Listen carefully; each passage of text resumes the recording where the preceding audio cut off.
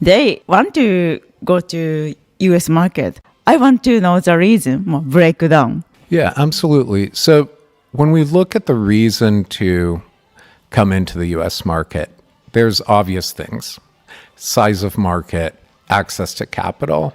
However, these reasons aren't actually good enough. And what I mean by good enough is they're the obvious reasons. Of course, you want to go where there's more money. However, some founders, and the ones that have a better ability to really start creating the relationships needed, they see a strategic reason to come to the US market. It's beyond just getting more customers, but it's actually creating the partnerships that allow them to help them make their business a global business, right? And there's a bit of a difference depending on where founders come from. Japan is the world's fourth largest economy, able to make a unicorn or at least a successful startup, IPO, and so on.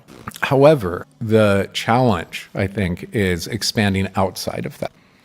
And so market entry attempt too early or without preparation can be a very expensive lesson, right? Because the US market is incredibly expensive. It's very competitive. Sales motion is very different than in Japan or in Korea, just different challenges. So the founders need to be prepared to make that decision, and they need to prepare their investors at home about that decision as well.